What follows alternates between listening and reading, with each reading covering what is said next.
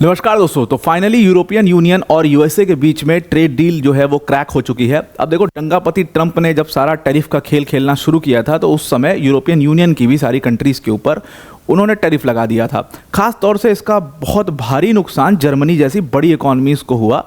Germany one of the largest economies of European union, उसको और बहुत बड़ा मोटर व्हीकल सेक्टर वहाँ पर है, बहुत बड़ा ऑटोमोबाइल सेक्टर है, उसको बहुत ज़्यादा नुकसान हुआ इस चीज़ से। और उसके ऊपर जब टैरिफ लगा तो उसके बाद प्रेशर बनाया गया यूरोपियन यूनियन के ऊपर, और उसके बाद से वो वार्तालाप जो है, बातचीत चल रही थी। अभी आपको पता है कि डोनाल्ड ट्रंप और यूरोपियन यूनियन के प्रेसिडेंट, उनकी मुलाकात स्कॉटलैंड में हुई इसी ट्रेड डील के ऊपर बात करने के लिए। और फाइनली जब ट्रंप उस डील से बाहर आते हैं तो ट्रंप के चेहरे पर वो मुस्कान, वो खुशी थी कि वी हैव मेड इट, और उन्होंने मतलब एक स्टेटमेंट दिया that we have made it और this will make America great again, जो आज डील क्रैक हुई है। पूरा डिटेल में इस पूरी डील को समझते हैं एग्जैक्टली हुआ क्या। हालांकि अभी एक इनिशियल फ्रेमवर्क ही है इस डील का, अभी डिटेल्स आना बहुत डिटेल में, किस सेक्टर के ऊपर कितना टैरिफ है, क्या है, सारी चीज़ें, एक्सपोर्ट्स पर क्या क्या चीज़ें चेंज हुई हैं और उससे ऑल ओवर पिक्चर कितनी ज़्यादा चेंज होगी, वो डिटेल्स आना बाकी हैं। लेकिन जो इनिशियल फ्रेमवर्क दिख रहा है उसमें यूएस का ऐसा मानना है कि उन्होंने एक बहुत मेजर डील क्रैक की है और they are on the positive side on this. वहीं यूरोपियन यूनियन उतना पॉजिटिव साइड पे नहीं है जितना वो एक्सपेक्ट कर रहे थे कि ट्रंप लेवरेज देंगे, उतना लेवरेज मिला नहीं है, और ये यूरोपियन यूनियन के लिए बहुत नुकसान वाली बात है। अच्छा, एक चीज़ और इससे बहुत इंपॉर्टेंट हो जाती है, इम्पॉर्टेंट ये बात हो जाती है कि यूएस और यूरोपियन यूनियन के बीच में जो दूरियां हैं, जो लंबे समय से बनी चली आ रही हैं, यूक्रेन को लेकर के भी जो दूरियां बनी थी, शायद इस डील के बाद से वो दूरियां और बढ़ जाएंगी। बल्कि यूरोपियन यूनियन की जो कंट्रीज़ हैं उनके बीच में भी यूएस को लेकर के द एनिमिटी फैक्टर जो है वो बढ़ता चला जाएगा। और आपने शायद ये नोटिस भी किया होगा दैट अभी कुछ दिनों पहले फ्रांस ने कह दिया कि भाई हम पैलेस्टीन को रिकॉग्नाइज करेंगे। ब्रिटिश ने कहा कि हम इसके ऊपर कॉल लेंगे, विल हैव अ मीटिंग, और उसके बाद हम बात करेंगे। जर्मनी भी उसमें इन्वॉल्व हो गया आकर के। और इन सब का एक जो लार्जर पिक्चर अगर आप देखो तो लार्जर पिक्चर यही है कि जो दंगापति ट्रंप के डिसीजंस हैं वो बहुत ज़्यादा एक्सेप्ट नहीं किए जा रहे हैं सारी कंट्रीज द्वारा।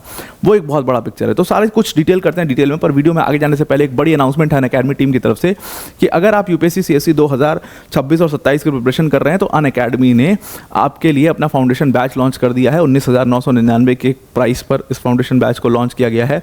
जीएस, सीसैट, टेस्ट सीरीज सब कुछ यहाँ पर कवर किया जाएगा। मेंस की जो टेस्ट सीरीज होगी उसका इवैल्यूएशन होगा और 1-to-1 मेंटरशिप सेशन आपके लिए यहाँ पर लगाए जाएंगे। अब अगर आप इस बैच को ज्वाइन करना चाहते हैं तो डिस्क्रिप्शन में इसकी लिंक हमने दे दी है, उस लिंक पर क्लिक करके आप इस बैच को ज्वाइन कर सकते हैं। सिर्फ 19,999 का प्राइस है, प्लस उसके साथ 12 मंथ्स का फ्री एक्सटेंशन भी आपको मिल जाएगा। आते हैं उस डील पर, उस इनिशियल फ्रेमवर्क पर जो यूरोपियन यूनियन और यूएसए डोनाल्ड ट्रंप के बीच में हुई है। तो बात हुई थी स्कॉटलैंड में, संडे को ये अनाउंस किया गया कि भाई एक डील क्रैक हो चुकी है और फाइनली हम एक समझौते पर आ चुके हैं। यूरोपियन यूनियन की प्रेसिडेंट उर्सुला वॉन डेर लीन वहाँ पर मौजूद थी स्कॉटलैंड में, और डोनाल्ड ट्रंप मौजूद थे। डील जो है वो क्रैक हुई है 15% के ऊपर।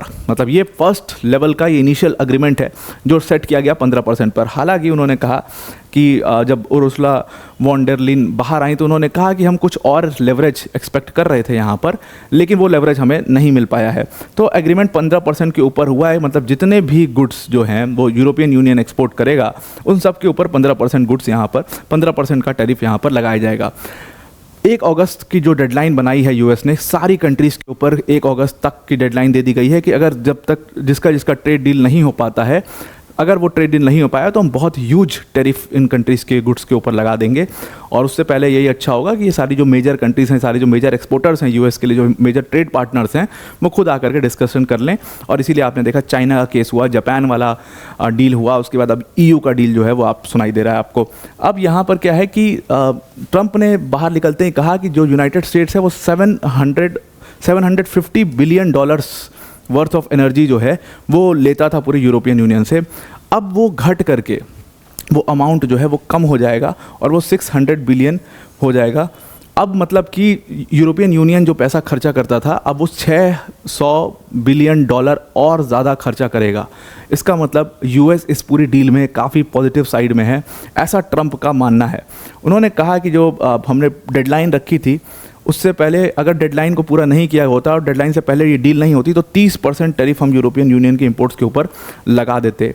और 30% टैरिफ का मतलब था दैट 30% टैरिफ से पूरी यूरोपियन यूनियन की जो इकॉनमी है वो एक तरीके से धराशायी हो जाती है। बल्कि ये 30% ही नहीं, अगर आप जर्मनी के ऊपर देखो पूरे ऑटोमोबाइल सेक्टर को ही हिला करके रख देते। अब हालांकि ये बात और है कि जर्मनी ने उस चीज़ से निकलने के लिए कुछ रिटेलिएशन प्लान्स भी कर रखे थे अपने, लेकिन फिर भी अगर ये 30% यहाँ लगा देते और जर्मनी के ऊपर तो इन्होंने कह दिया था कि हम बहुत ह्यूज टैरिफ लगाएंगे, तो पूरा यूरोपियन यूनियन का वो जो स्ट्रक्चर है वही पूरा ढह जाता। इसीलिए जल्दी जल्दी में इस डील को किया गया। 15% न्यू टैरिफ जो है वो फ्राइडे से आ जाएगा, और पहले ये 10% था, अब ये 15% हो चुका है। जो भी चेंज हुआ वही, मतलब सेम जो आपने जापान और यूएस के ट्रेड डील में देखा था, सेम वही काम यहाँ पर भी किया गया है। और उर्सुला वॉन डर लेyen को अब कहना ही था इस बात में कि भाई ये बहुत अच्छी डील है और हमने बहुत अच्छे से रीबैलेंस कर दिया है। हालांकि उन्होंने कहा कि रीबैलेंस से कुछ कुछ फ़र्क तो मार्केट के ऊपर पड़ेगा और कुछ दिन वो फ़र्क दिखेगा भी, मार्केट हो सकता है डाउनवर्ड्स ट्रेंड करे, लेकिन अब लॉन्ग टर्म के लिए करना बहुत ज़रूरी था। तो ये बोथ साइड का ट्रेड हुआ 15% पर। अब इन्होंने इसके ऊपर अभी डिटेल्स नहीं आई हैं, लेकिन इन्होंने कहा था, यूएस ने इस बात पर भी कहा था कि फार्मास्यूटिकल्स का बहुत ज़्यादा डिमांड रहता है और हम बहुत सारा फार्मास्यूटिकल इंपोर्ट कराते हैं। उन्होंने कहा था कि इन फार्मास्यूटिकल्स को पहले तो यूएस में बनना चाहिए और दूसरी बात 200% का टैरिफ हम उसके ऊपर लगाएंगे। अब यूरोपियन मेडिसिन्स का इसमें क्या हाल हुआ है और कितना उसके ऊपर कितना टैरिफ लगा है, इस चीज़ के ऊपर अभी तक कोई सीधी क्लैरिटी नहीं है, ना कोई डिटेल आई है। ये जानना बहुत ज़रूरी होगा कि यूरोपियन मेडिसिन्स के ऊपर कितना टैरिफ लगाया जा रहा है, क्योंकि उसका एक बहुत सिग्निफिकेंट जो हिस्सा है यूरोपियन यूनियन का, वो उनकी मेडिसिन्स है। यूरोपियन मेडिसिन्स को बहुत ज़्यादा यूएस में यूज़ किया जाता है। तो ये एक बहुत बड़ी देखने वाली बात होगी, क्या सच में 200% टैरिफ लगा दिया जाएगा या इसकी भी डील होगी, और अगर डील होगी तो कितने नीचे तक ट्रंप गिरते हैं, इसमें कितना तक जाते हैं, वो एक पूरा निगोशिएशन जो है वो देखना बहुत ज़रूरी होगा। उन्होंने और इस बात को भी साफ कर दिया कि अब हम जो ज़्यादातर मेडिसिन बनाएंगे वो यूएस के अंदर ही बनाएंगे, वो हम कहीं इधर उधर नहीं बनवाना चाह रहे हैं। हम चाह रहे हैं कि इंडिजिनसली वो मेडिसिन बने और यूएस में यूज़ हो। हालांकि फिर भी अगर हम सारी मेडिसिन यूएस में बनाने भी लग जाएं, फिर भी हमें बहुत सारी मेडिसिन जो हैं वो बाहर यूरोपियन मेडिसिन यूज़ करनी पड़ेगी, तो इसलिए उसका टैरिफ जो है वो डिसाइड करना बहुत ज़्यादा ज़रूरी है। अब उन्होंने कहा कि मतलब यूएस ने इस बात को सीधा कर दिया है कि 1 अगस्त की जो डेडलाइन रखी गई है वो 1 अगस्त की डेडलाइन 1 अगस्त ही रहेगी। अब उसको कुछ छेड़छाड़ नहीं किया जाएगा। उससे पहले जिन भी कंट्रीज ने निगोशिएशंस कर दिया, वेल एंड गुड, आपका ठीक है, आपका निगोशिएशन हो गया।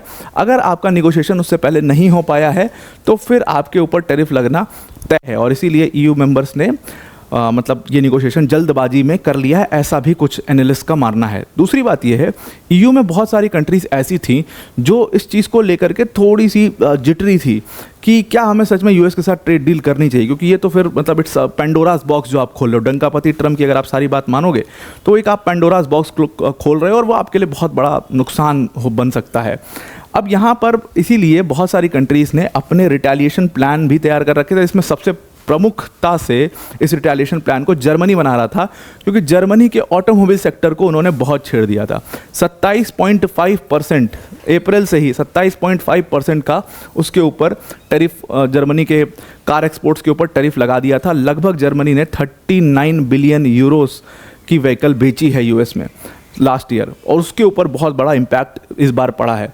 तो वही है कि अब ये इनिशियल फ्रेमवर्क है, अब ये कैसे डेवलप होता है, अंदर क्या डिटेल्स आते हैं, वो समझना बहुत ज़्यादा यहाँ पर हमारे लिए इंपॉर्टेंट हो जाएगा। अब अगर आप, आई होप आपको ये पूरा आर्टिकल समझ में आ गया होगा। अब एक चीज़ और इम्पॉर्टेंटली आपको यहाँ पर समझनी होगी कि it is not just a trade deal. 10% से 15% पे आए, फार्मास्यूटिकल सेक्टर्स को आपने एक तरीके से थ्रेटन किया कि हम पूरा ख़त्म ही कर देंगे, ऑटोमोबाइल सेक्टर को आपने थ्रेटन किया कि हम पूरा ख़त्म ही कर देंगे। आप सारा मैन्युफैक्चरिंग जो है वो यूएस में कराना चाहते हो। क्या यूएस के पास उतने रिसोर्सेज हैं? क्या यूएस के पास उतना मैन पावर है कि वो उतने सारे मैन्युफैक्चरिंग कर पाएगा? और मतलब ट्रंप इस चीज़ को यूनिलैटरली लेके कहाँ जाना चाहते हैं, वो एक बहुत बड़ा सवाल है। अब ये डील कितना ज़्यादा ट्रंप के पक्ष में काम करेगी वो भी एक बहुत बड़ा सवाल है, क्योंकि लॉन्ग टर्म में अगर आप इस चीज़ को देखिए तो ये कहीं ना कहीं यूएस को लंबा हर्ट करेगा। एक वो फीलिंग ऑफ एनिमिटी जो है वो अब यूरोपियन यूनियन की कंट्रीज़ में दिखने लगी है। हर जगह जहाँ पर वो यूएस के एफर्ट्स को अंडरमाइन कर सकते हैं वो करना अब आपको दिखने भी लगा है। कुछ देर बाद हम इसको भी कवर करेंगे किस तरीके से ब्रिटिश, जर्मनी और फ्रांस मिल करके अपना एक पूरा ब्लॉक बना रहे हैं यूएस को काउंटर करने के लिए। और जर्मनी ने पहली बार शायद ये काउंटर मेजर्स तैयार किए थे यूएस के खिलाफ, हालांकि यूरोपियन यूनियन ने दबाव डाल करके उसको रोक दिया। अब आपको ये पूरा आर्टिकल समझ में आ गया होगा। अब वीडियो को एंड करने से पहले अनअकैडमी टीम की तरफ से एक और बड़ी अनाउंसमेंट है कि अगर आप यूपीएससी सीएससी जैसी एग्जाम की प्रिपरेशन कर रहे हैं या एसएससी जैसे एग्जाम्स की प्रिपरेशन कर रहे हैं जिनका पेपर काफ़ी डिफिकल्ट होता है, तो आपके लिए एक सेकंड ऑप्शन बन सकता है ACIO। ACIO में IBACIO के अंदर 3700 प्लस वैकेंसीज आई हैं और यहाँ पर अनअकैडमी के साथ अगर आप जुड़ के एक पूरी सदी हुई तैयारी ACIO की करना चाहते हो तो हमने उसके लिए अपना संकल्प बैच लॉन्च किया। सारे दिग्गज इस बैच में आपको पढ़ा रहे होंगे। 2999 का एक मिनिमम से प्राइस पर ये कोर्स आपको मिल जाएगा। डिस्क्रिप्शन में इस पूरे बैच की लिंक हमने डाल दी है, उस लिंक पर क्लिक करके आप इस बैच को ज्वाइन कर सकते हैं। तो अब आपको पूरा आर्टिकल समझ में आ गया होगा। आज के लिए इतना ही। Thank you and have a nice day.